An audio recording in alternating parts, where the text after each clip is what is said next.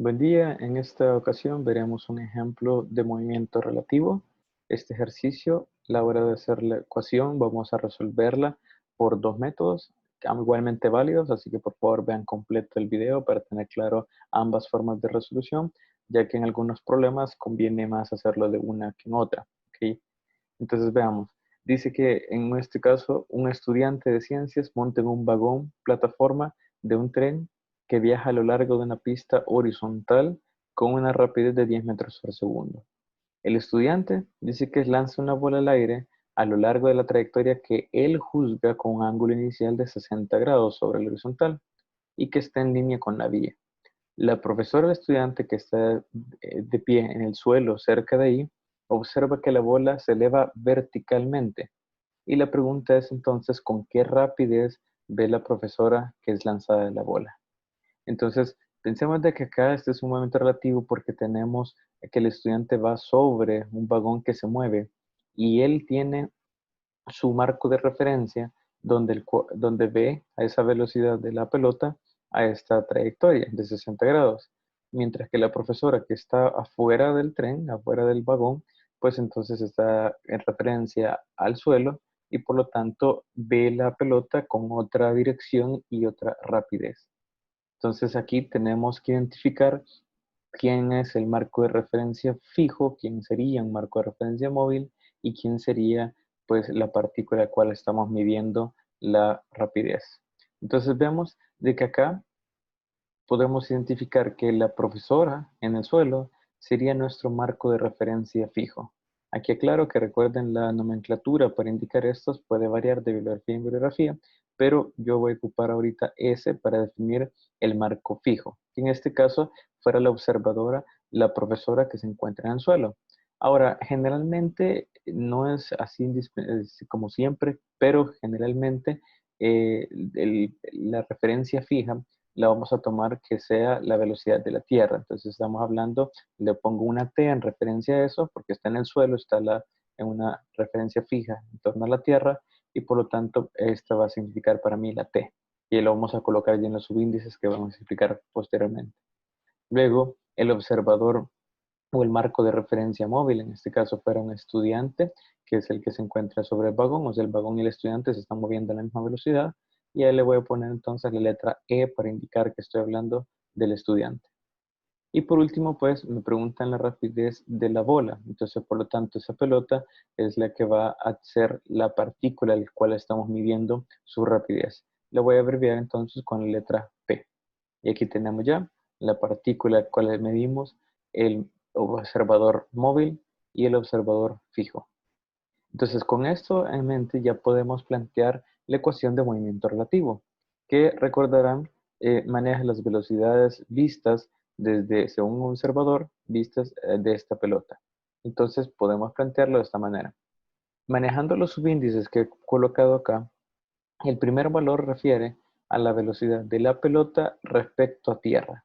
Estos subíndices los estoy planteando. El primero, recuerden, es de quién estoy midiendo la velocidad y el segundo es respecto a quién. Entonces, esto es velocidad de la pelota respecto a tierra. Y esto va a ser igual a la velocidad de la pelota respecto al estudiante y más la velocidad que tiene el estudiante respecto a tierra. Es decir, en este caso, esta velocidad de la pelota respecto a tierra es como la profesora está viendo a la pelota, mientras que el de la persona, pelota estudiante, se refiere a lo que el estudiante está percibiendo y cómo el estudiante ve esa pelota. Entonces, dicho con eso, podemos plantearlo y ahorita vamos a resolverlo la primera manera, vamos a hacerlo por un método algebraico. Es decir, la ecuación de movimientos relativos es esta, que es siempre indispensable escribirla y tener claro la relación de estas velocidades, pero ya para resolver y buscar en sí lo que me esté preguntando el problema, pueden existir varios caminos. En este caso, voy a comenzar haciéndolo. La primera forma de solución es manejando en forma algebraica, las componentes rectangulares que me indican estos vectores. Porque hay que tener claro que todas estas velocidades, pues recordar que son vectores y por lo tanto las direcciones hay que considerarlas. Entonces, voy a subdividir acá esto en sus respectivas componentes X y Y para ir analizando un poco e ir calculando esta rapidez que buscamos. Entonces, si yo hago la igualación que tenemos acá respecto a las componentes en X, ¿qué es lo que podemos notar? Bueno, que originalmente yo conozco la rapidez que tiene la velocidad de quién. Dice que es la rapidez que va el tren. Obviamente, entonces, como el estudiante va sobre este mismo tren, sobre el vagón, es la misma velocidad que tiene el estudiante. ¿Y qué velocidad es esta? Sería la velocidad del estudiante respecto al tren, respecto a tierra, perdón. Entonces, si ya conocemos esta velocidad del estudiante respecto a tierra y estamos en el eje X, conocemos esta. Pero de la otra, solo tenemos la indicación de las direcciones, tanto esta de 60 grados y la otra que dice que se observa verticalmente. Esta, que es la velocidad de la pelota respecto a tierra, podemos ya considerar que como se eleva verticalmente, pues la consideramos que va directamente hacia arriba y por lo tanto la componente en X va a valer 0. Eso me facilita porque entonces podría ya despejar y encontrar cuál es la componente en X de la velocidad de la pelota vista desde el marco de referencia del estudiante. Si despejamos aquí, esta, como les decía, eran los 10 metros sobre segundo que tiene el estudiante respecto a tierra, podemos despejar y vemos de que la componente en X de la velocidad de la pelota respecto al estudiante, pues sería menos 10. Es decir, misma rapidez, pero en sentido contrario. Esto lo obtuvimos al hacer la igualación en X y ya nos empieza a dar información. Por ejemplo, alguien podría pensarlo, bueno, si esto se dispara a 60 grados, se está disparando en la misma dirección donde se mueve el vagón o en dirección contraria, esto ya me indica que se dispara en sentido contrario. Es decir, si lo queremos imaginar, sería algo como esto, donde el vagón se está moviendo en esta imagen hacia la derecha y la persona, en este caso el estudiante, tiene que tirarlo hacia atrás, decir, hacia la izquierda, a la misma componente en X que lleva la velocidad del vagón. De esta manera, las componentes en X se anularían, generando que la velocidad que ve la profesora fuera directamente hacia arriba. Entonces, igualemos ahora ya esta misma ecuación, pero con sus respectivas componentes en Y. Cuando hacemos la igualación, pero con componentes en Y, podemos igual ver qué podemos simplificar. Sabemos que esta componente en Y es la magnitud completa porque solo existe componente en Y de esta velocidad, pero de igual manera, como en este caso se hizo 0, esta parte, ahora vemos que el vagón se movía y el estudiante con él se movía directamente hacia la derecha. No tiene componentes en Y. Quiere decir de que ahora esta velocidad del estudiante tierra en Y es la que podemos hacer 0. Y con esto no tenemos ningún valor todavía, pero sí podemos analizar y ya concluir de que la componente en Y de esta velocidad de la pelota respecto al estudiante es justamente la rapidez o la magnitud de esa velocidad es igual a la que vería la profesora respecto que está en el suelo. Entonces, con esto en mente ya podemos empezar a resolver. Porque si ya tenemos esta componente en X y el mismo ejercicio me da la información sobre el ángulo, pues ahora lo que andamos buscando es únicamente la componente en Y de esa velocidad. Es decir, que nosotros podemos plantear las componentes rectangulares de esta velocidad de la pelota respecto al estudiante. Sabemos que su componente en X es menos 10, lo que calculamos acá. Sabemos entonces que el ángulo es de 60 grados, que es lo que me da información el enunciado, y por lo tanto con esto sabemos que lo que ando buscando, que es la velocidad de la pelota respecto a tierra, es equivalente a la componente en Y, pues tenemos ya este diagrama donde podemos analizar y calcular la componente en Y. ¿Qué es lo que conocemos? Si bien la magnitud no la conozco de la velocidad de la pelota respecto al estudiante, sí conozco el ángulo y esta componente horizontal. Es decir, que por esta relación de las magnitudes con las componentes, podemos llegar a esto. Si analizo que tangente de este ángulo es equivalente al opuesto, es decir, a la velocidad, a la componente en y de esa velocidad, entre la componente en x, pues podemos despejar entonces ya la componente en y, que es lo que ando buscando, como la magnitud de esta velocidad en x por la tangente del ángulo.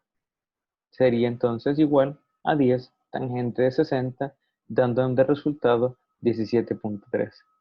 Esta componente en Y habíamos analizado previamente que era ya la rapidez con que veía la profesora a la pelota. Y por lo tanto, esto ya sería la solución de este problema. Entonces, este método, si ustedes se fijan, se basó en esta ecuación, pero fue muy analítico en el aspecto de analizar componentes, porque es una suma vectorial. Vamos a resolverlo ahora por una segunda forma, aunque al final representa lo mismo, porque siempre nos vamos a basar en esta ecuación, pero quizás no vamos a meter tanto a la parte de componentes rectangulares. Entonces puede ser que en algunos problemas como en este, a mi parecer, resulta más sencillo. Veamos. En la segunda forma, partimos de esta ecuación, que como repito, sí es indispensable tenerla claro quién es quién y cuál es la relación que mantiene estas velocidades, pero en función de eso, hoy hacemos un análisis más a nivel trigonométrico. Ustedes recordarán que hemos estudiado sumas de vectores con métodos gráficos, métodos trigonométricos, métodos algebraicos, pues en este caso, esta suma de vectores podemos analizarla por el método trigonométrico, el cual basaba en el dibujo que resulta de hacer un bosquejo con el método gráfico. Veamos, ¿qué es lo que conozco entonces de estos vectores? Conocía direcciones y ciertas magnitudes. Conozco directamente la velocidad del estudiante respecto a tierra, que decíamos era la misma velocidad del vagón. ¿Qué es lo que conozco acá? Conozco ya su magnitud de 10 metros al segundo y también conozco su dirección, que le hemos asociado hacia la derecha. De los otros no conocía más que la dirección. Conocía entonces que la velocidad de la pelota respecto a tierra iba a ir directamente hacia arriba, ¿sí? De igual manera con el otro sabíamos que la pelota respecto al estudiante iba a ir en 60 grados. Y no conozco nada más. ¿Cuál entonces consiste este método? En tratar de formar el triángulo que resulta de hacer esta suma de vectores en forma gráfica. Quiere decir de que para este caso que yo conozco ya las direcciones, tengo que ver cómo lo asocio, cómo lo puedo dibujar para que me quede el triángulo que represente esta suma. Veamos que si en esto ya conozco estos dos vectores, puedo colocar acá este vector, ¿sí? Que es el mismo que tengo acá, no hemos cambiado nada, pero sabemos que la suma de este vector de la velocidad del el estudiante respecto a tierra sumada con esta otra tiene que dar esta velocidad de la pelota respecto a tierra. Entonces, como este es el resultante, lo voy a graficar a partir del origen. Y ahí notamos entonces de que me hace falta un vector para cerrarlo. ¿Cuál es el que me hace falta? El de la velocidad de la pelota respecto al estudiante, que, como el enunciado lo menciona, forma 60 grados. Si se fijan, la única manera para que esto forme 60, para que esos 60 grados forme el triángulo es dibujándola en esta dirección. Entonces, aunque previamente no sepamos o tengamos duda que el estudiante tuvo que haberla tirado hacia atrás para que genere esto, pues igual manera con estos vectores le llegamos a definir de que es la única manera en que se cumpla esta suma vectorial. Dado que si la tira hacia adelante, pues obviamente no fuera este resultado. Entonces, cuando ya vemos esto, ahí ustedes tienen que asegurarse que este triángulo está representando la suma que hemos definido. Y para eso, recordemos de que la suma de vectores, una manera de resolverlo era graficando el primer vector y en la punta del primer vector se grafica el segundo. Cuando el resultante de esa suma viene desde el origen del primero a la punta del último. Y entonces analizando de esa forma vemos que este triángulo efectivamente verifica esto. ¿Sí? Tenemos aquí la suma de estos dos vectores, que son los que he puesto en naranja, y el resultado viene del origen del primero a la punta del último. De esta manera, ya no necesito calcular específicamente componentes o meternos en demasiados detalles como lo hicimos en el método anterior, sino que se vuelve un problema de resolución de un triángulo. Claro, en algunos problemas esto es sencillo, como este que tenemos ahorita, porque es un triángulo rectángulo. Puede ser que en otro problema ese triángulo no sea rectángulo y tendremos que aplicar ley de seno y ley de coseno. Ahí dependerá de sus habilidades en trigonometrías y de la facilidad que tengan de resolverlo de este método o del otro. Para este caso resulta más sencillo porque tenemos un triángulo rectángulo al cual nosotros ya conocemos este valor que sería el adyacente al ángulo y propiamente el ángulo. ¿Qué buscamos? Buscamos este lado de acá que representa la velocidad de la pelota respecto a tierra, que es equivalente pues a lo que veíamos que la profesora observa a esta pelota a esta velocidad. Entonces, ¿qué razón trigonométrica puedo utilizar? Como necesito este lado que es el opuesto y conozco el adyacente, pues volvemos a aplicar tangente. Tangente de 60 es este lado opuesto sobre el adyacente que vale 10. Al despejarlo, obtuvimos exactamente el mismo resultado que hicimos anteriormente. Entonces, si ustedes se fijan, para este ejercicio, yo considero que sale más sencillo ya la solución cuando ya lo planteamos a nivel de un triángulo, sin necesidad de sacar las ecuaciones por componentes. Y así vemos esa solución del problema y de esta manera también si quisiéramos agregar otros datos, pues también podrían averiguar, por ejemplo, cuál es la rapidez que el estudiante vea la pelota, que sería esta de acá, que fuera otra pregunta válida también. En resumen, con este problema hay que imaginar que lo que estamos calculando es estos movimientos relativos dependiendo de cuál marco de referencia estamos utilizando. Es decir, si lo vemos ya con un diagrama, notamos que el estudiante que va sobre el vagón, para él la pelota va a realizar esta trayectoria. Cuando lo tira hacia atrás, él ve como si esto fuera sido un movimiento de proyectiles. Mientras que la profesora que estaba fuera del vagón nota a ese mismo movimiento perfectamente vertical. Y esto entonces es lo que vuelve el movimiento relativo. Bien, espero que haya quedado claro este problema para entender mejor el movimiento relativo.